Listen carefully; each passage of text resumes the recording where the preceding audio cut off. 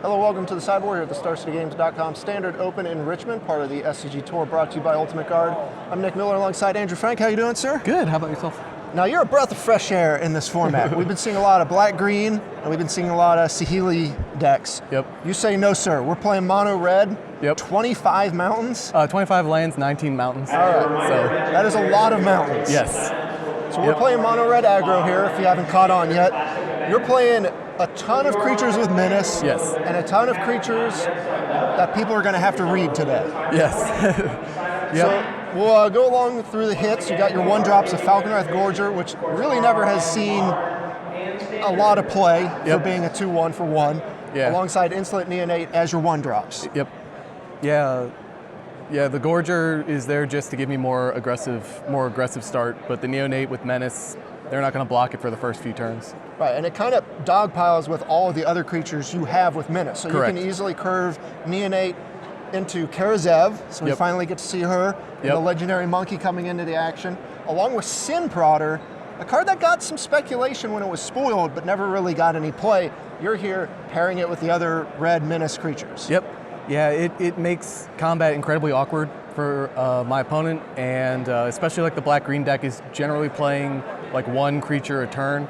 So with removal, if I can kill it, I essentially have unblockable creatures, or difficult to block creatures. Yeah, you just have a streamline of creatures that are going to be tough to block because you have a bunch of removal in this deck too, along with your other 3-drop we'll mention before we go on, Hammer Garrison. Yeah. And you have the counterpart land going along here. So you got the Battlefronts, and you have transformed the combination twice. Yep, twice today. I'm going to assume you won those games.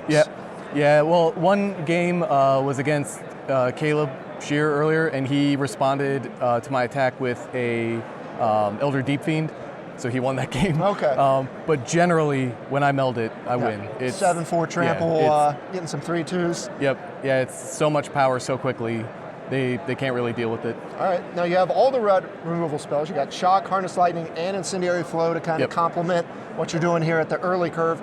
Then you have a lot of lands in this deck, so you get to go up to some bigger creatures.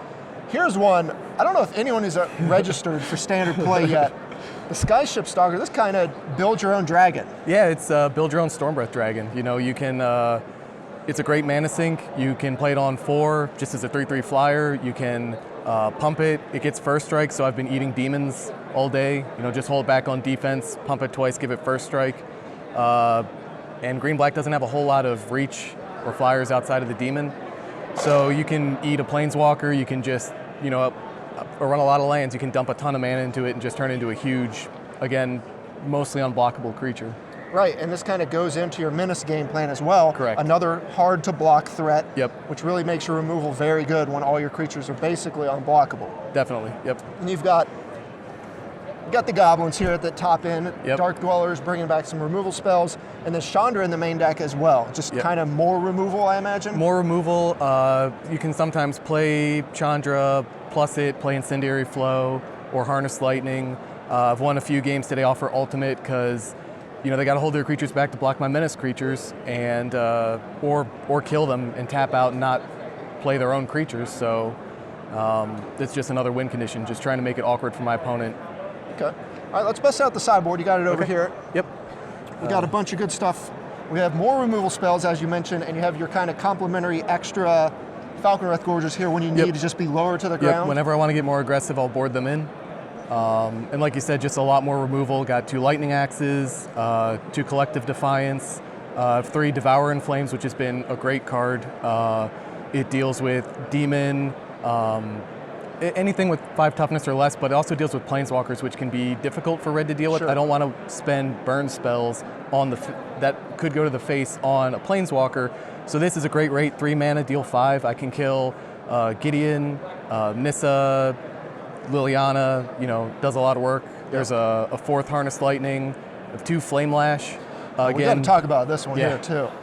Release the Gremlins in a pair. So you're really going after the artifact decks like Colossus and things like that. Yeah, and it's also pretty good against green-black when they have, Ballista, and then they play Gear Hulk. For 5 mana you can get rid of both of them and get 2 2/2s. Because otherwise it's a little difficult to deal with like a 8-power Gear Hulk. So, just trying to again, provide diverse threats and diverse answers. Yeah, you seem to have the bases covered of the popular decks. You know, we saw in week 1. You know, this deck looks like it's going to have great matchups against, you know, Saheeli and green-black because you have ways to pressure the planeswalkers and you have instant speed interaction. Yep. Yeah, I've played against green-black 4 times today and won all 4 times. And I've played against Saheeli twice and won one of them. The other one was a loss to Caleb. But yeah, it feels very good. You have to play very tight with it. You know, all of your decisions are critical because if they get ahead of you, it can be difficult to come back. But if you can put pressure on the early game, and then even if they start answering it, like I said, ultimated Chandra, sometimes I just had to burn them out.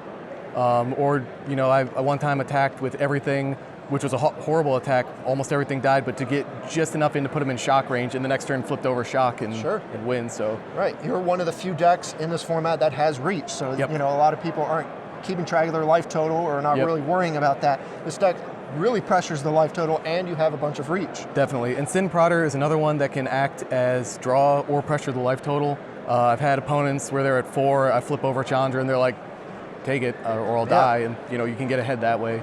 So you're 5-2 after 7 rounds. Any cards you're kind of looking to switch up, or are you kind of happy with everything right now?